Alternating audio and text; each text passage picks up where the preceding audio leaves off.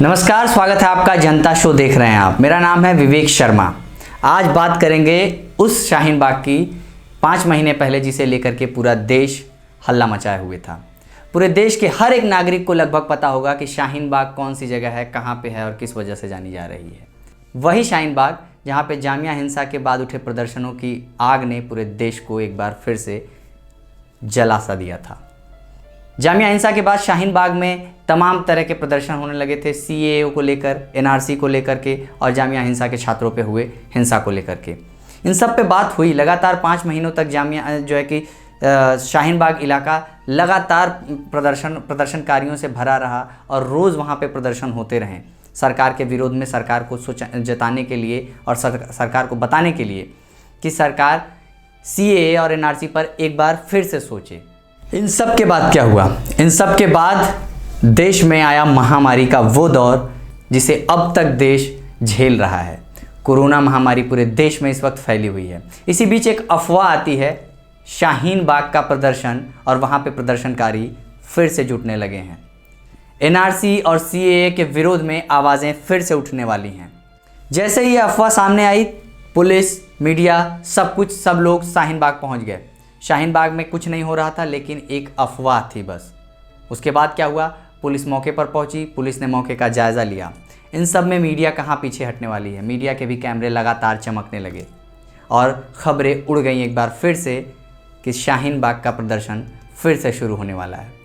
इससे पहले आपको मैं बता दूं कि शाहीन बाग प्रदर्शन की वजह से लगातार 5 महीनों तक शाहीन बाग और दिल्ली और नोएडा की ये तमाम सड़कें जाम रही थी, सड़कें बंद रही थी, कर्फ्यू सा माहौल लगा हुआ था वहाँ पे और आम लोगों को लगातार 5 महीने तक हर दिन दिक्कतों की और दुश्वारियाँ झेलनी पड़ी। कुछ इकोनॉमिस्ट की बात माने अगर तो शाहीन बाग प्रदर्शन के दौरान लगभग इस इलाके के व्यापारियों को 200 करोड़ रुपए का नुकसान उठाना पड़ा। इन सब के बाद भी प्रदर्शन जारी रहा। एनआरसी और सीएए का विरोध जमकर हुआ। परेशानियां व्यापारियों और आम नागरिकों को ही नहीं, परेशानियां आई पुलिस को, प्रशासन को भी। इतने बड़े स्तर पे प्रोटेस्ट होना और इतने बड़े स्तर पर प्रोटेस्ट हो रहे, प्रोटेस्ट पे दंगा न फैले और तमाम तरह के असामाजिक तत्वों से बचाने के लिए पुलिस प्रशासन 24 घंटे लगातार वहाँ पर मुस्तैद रही। इसके अलावा परेशानियाँ और क्या क्या रहीं? इसके अलावा परेशानियाँ रहीं, देश की मुख्य धारा की मीडिया का कैमरा लगातार शाहीन बाग की तरफ था। लगातार देश की पूरी मीडिया शाहीन बाग को कवर करने में जुटी थी। इस कारण से पूरे देश के तमाम अन्य छोटे बड़े मसलों और विवादों को ध्यान नहीं दिया गया, उन मसलों पर खबर नहीं बनाई गई। उन्हें मीडिया ने नज़रअंदाज एक तरह से कह दें तो किया, जिस तरह से देश के और भी तमाम समस्याओं को सामने लाया जा सकता था, लेकिन नहीं आ पाई वो सारी चीज़ें। ये हुई परेशानियों की बात। अब बात करते हैं इस अफवाह से उड़े सवालों की। सवाल नंबर 1, मौजूदा दौर में जिस तरह से अगर देखा जाए, देश ही नहीं पूरी दुनिया में कोरोना का कहर मचा हुआ है। और अगर देश की बात करें, भारत की बात करें, तो लगभग 2 लाख से ज़्यादा कोरोना पॉजिटिव पेशेंट्स इस वक्त भारत में हो चुके हैं। मौजूदा हालात को देखते हुए क्या आपको लगता है कि देश में या किसी भी स्थान पे, शाहीन बाग हो या कोई भी जगह हो, वहाँ पे प्रदर्शन करना उचित होगा?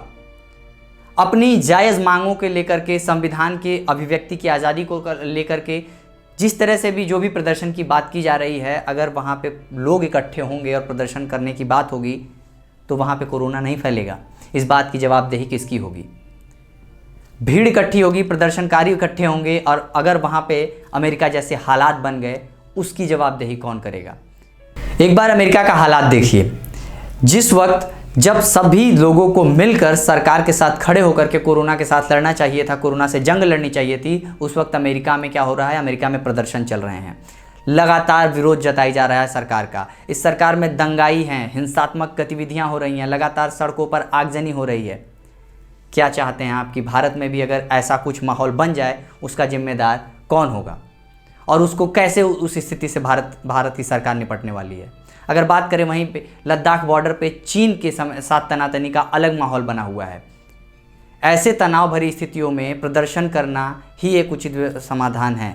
इस सवाल का जवाब आपको तय करना है। सवाल नंबर 2, मौजूदा दौर में अगर बात करें राजनीति की, तो क्या सरकार के साथ कंधे से कंधा मिलाकर विपक्ष को खड़ा नहीं होना चाहिए?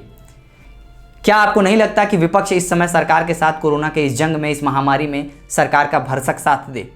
क्या ये मौजूदा समय राजनीति के लिए उचित है? ये सब सवाल आप तक और आपको तय करने हैं इसका जवाब। तीसरा और आखिरी सवाल, शाहीन बाग दिल्ली में स्थित है और देश इस वक्त कोरोना से जूझ रहा है और देश में दिल्ली कोरोना संक्रमण के मामलों में तीसरे नंबर पे है, जहां पे सबसे ज़्यादा कोरोना पॉजिटिव मरीज पाए गए हैं। ऐसे हालात में दिल्ली में धारा 144 हालांकि लगी हुई है, लेकिन इस बात की जवाबदेही कौन तय करेगा कि अगर प्रदर्शन वहां पे शुरू कर दिया जाए तो वहां पे प्रदर्शनकारियों के बीच कोरोना महामारी नहीं फैलेगी।